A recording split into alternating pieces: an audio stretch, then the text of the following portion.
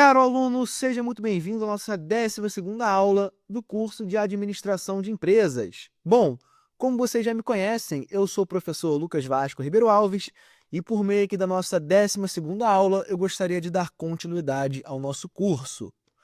Meu aluno, caso você ainda não tenha lido, o seu 12º capítulo da apostila, eu te peço encarecidamente que faça uma pausa nesse exato momento da videoaula e efetue então a leitura do mesmo, para que você possa, estar sendo aí apresentado e introduzido a todos os conteúdos que eu separei para trabalhar com vocês aqui na nossa aula de hoje, tá certo?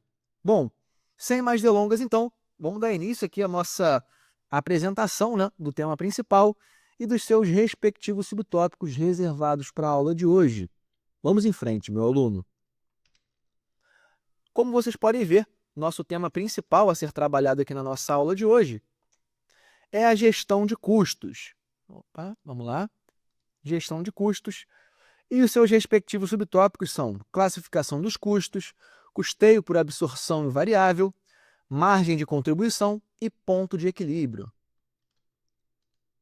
Bom, pessoal, a gestão de custos, ela é uma disciplina aí essencial dentro da administração financeira e da contabilidade gerencial. Ela visa, controlar, analisar e otimizar os custos de produção e operação das empresas, permitindo aí, que a organização ela seja mais eficiente, rentável e competitiva, A gestão de custos, pessoal, ela auxilia, os gestores a tomarem decisões estratégicas sobre preços, produção, investimentos e estratégias operacionais, Além, é claro, de proporcionar aí uma visão clara, sobre a viabilidade e a sustentabilidade do negócio, Então, sem perder muito tempo, já vamos abrir aqui o nosso primeiro subtópico e falar sobre essa classificação dos custos.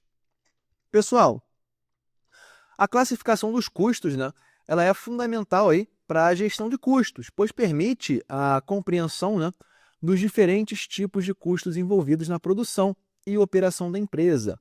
Essa classificação, pessoal, ela pode ocorrer, de diversas formas. E as formas mais comuns são, temos aqui os custos fixos, que são aqueles que não variam com a quantidade produzida, ou vendida, e eles permanecem aí constantes, independentemente do volume de produção ou de vendas da empresa, Alguns exemplos de custos fixos eles incluem aluguel de imóveis, salário dos funcionários administrativos, depreciação, de equipamentos, seguros e despesas com serviços públicos também, Como, por exemplo, energia e água também.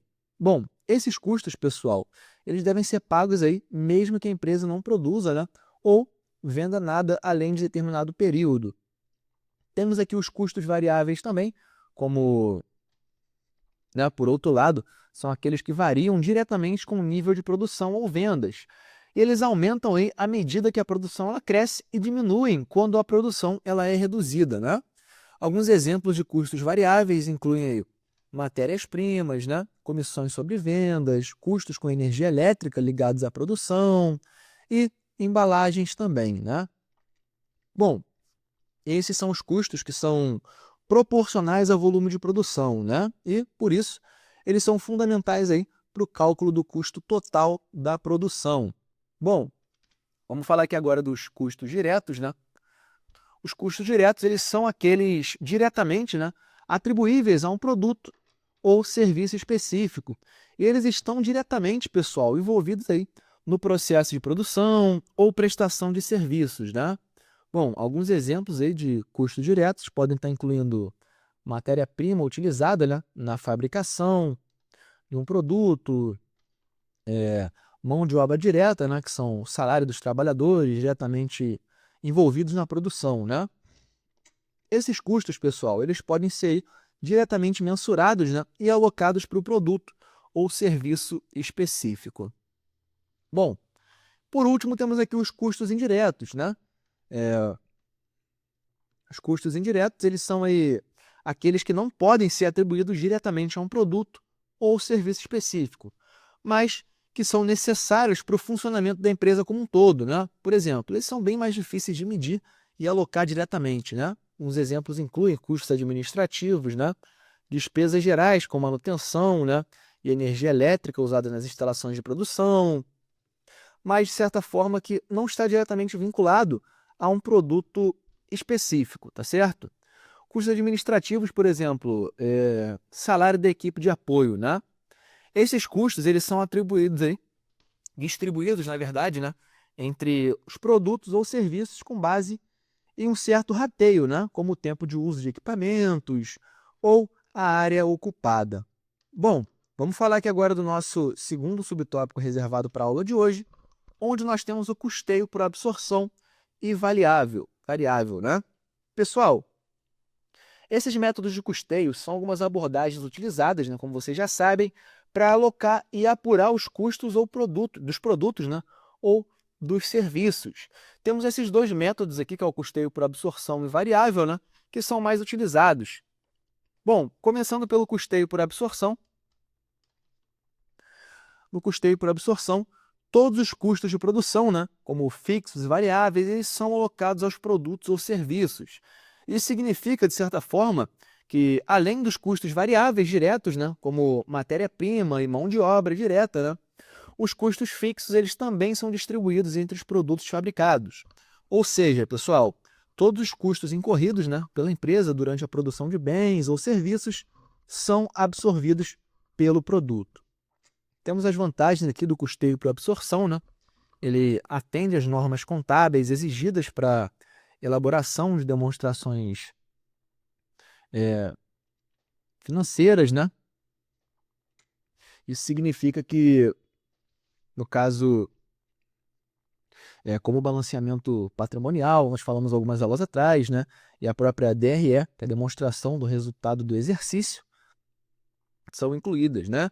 E ele, de certa forma, é adequado para algumas empresas que possuem estabilidade ou um certo volume de produção, né? Já que os custos fixos eles são aí diluídos entre os produtos. Bom, temos algumas desvantagens do custeio por absorção também, que ele pode, de certa forma, né, distorcer aí o custo real do produto, pois ele inclui custos fixos que não variam, né, com a quantidade produzida, o que pode levar, de certa forma, a decisões erradas, né, como sobreestimar ou subestimar, né, a rentabilidade de produtos. Ele não oferece também uma visão clara do comportamento dos custos em função desse volume de produção. Bom, agora falando aqui do nosso custeio variável, né? Nesse modo de custeio, apenas os custos variáveis, que são diretos e indiretos, eles são alocados ao produto, né? Os custos fixos, pessoal, eles são considerados aí como despesas de período e não são atribuídos diretamente aos produtos, né? Ou seja, os custos variáveis eles são diretamente proporcionais ao volume de produção e os custos fixos são tratados aí como despesas gerais da empresa, né? Temos algumas vantagens do custeio variável, né? Ele permite, aí, em primeiro lugar, uma análise mais precisa do comportamento dos custos, pois ele, de certa forma, distingue entre custos fixos e variáveis, né? Ele facilita também a tomada de decisão estratégica, né? Como a definição de preços de venda, já que os custos variáveis por unidade de produto, eles acabam sendo mais caros, né? Eles são, de certa forma, o custeio variável ele também é indicado aí para algumas empresas com uma alta variação, né, no volume de produção, até porque ele permite uma visão mais flexível do custo do produto, né? Bom, temos algumas desvantagens também do seu custeio variável, né? Que ele, de certa forma, não atende a todas as exigências legais e contábeis para a elaboração de demonstrações financeiras, né? Já que os custos fixos eles não são alocados aos produtos, o que pode ser visto aí como uma distorção, né, em relação aos padrões contábeis. Bom, ele pode resultar aí em uma subestimação, né, do custo total dos produtos, já que os custos fixos eles não são distribuídos, né, entre as unidades produzidas. Bom, vamos falar aqui agora do nosso terceiro subtópico, onde nós temos a margem de contribuição. Pessoal, a margem de contribuição é um indicador financeiro utilizado para avaliar a capacidade de uma empresa ou produto de cobrir os seus custos fixos, né, e gerar lucro.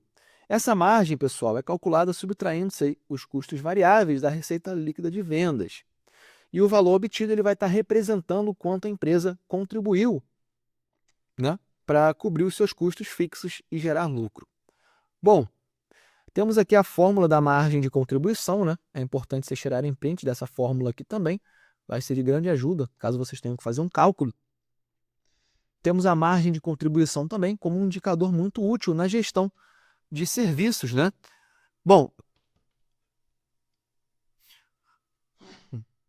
isso se dá porque ela permite, basicamente, avaliar a rentabilidade de cada produto ou serviço, né?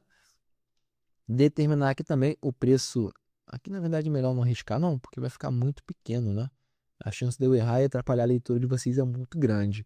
Então, como eu ia dizendo, avaliar a rentabilidade de cada produto ou serviço, determinar o preço mínimo de venda, né, necessário para cobrir os custos variáveis e contribuir para os custos fixos e estimar também o ponto de equilíbrio, né? Ou seja, o volume de vendas necessário para que a empresa não tenha lucro nem prejuízo. Bom, a margem de contribuição, pessoal, ela é usada, né, para análise de desempenho financeiro, planejamento de preços e até mesmo algumas estratégias de venda. Vamos partir aqui agora para o nosso quarto e último subtópico, onde nós temos o ponto de equilíbrio. Pessoal, o ponto de equilíbrio, né, ele é o nível de vendas no qual a empresa não tem lucro nem prejuízo. Em outras palavras, ele é o volume de vendas necessário para cobrir, né, todos os custos fixos e variáveis. E ao atingir o ponto de equilíbrio, a empresa ela começa a gerar lucro, né, a partir aí das suas vendas adicionais. Bom, o ponto de equilíbrio ele pode ser expressado de duas formas, né? Ponto de equilíbrio em unidades, que é a quantidade de unidades que devem ser vendidas para cobrir os custos fixos, e o ponto de equilíbrio em valor monetário, que é o valor total das vendas necessária para cobrir os custos fixos, tá certo? Bom, essa análise, pessoal, ela é importantíssima, né? Isso se dá em razão do planejamento da produção e a estratégia de vendas, né? Já que ela indica o volume mínimo de vendas necessário para a sustentabilidade financeira. Ela também é útil para avaliar a viabilidade aí de novas operações ou produtos, né? Ajudando na definição de metas de vendas e determinar também o nível de risco da empresa, né? Pois quanto maior o ponto de equilíbrio, maior o risco financeiro, já que a empresa ela precisa vender aí mais para cobrir os seus custos fixos, tá certo? Bom, meu aluno, esse foi o nosso conteúdo reservado para a aula de hoje. Mais uma vez, fico muito grato pela sua atenção até o presente momento. Vejo vocês na nossa próxima aula. Um forte abraço, meu aluno.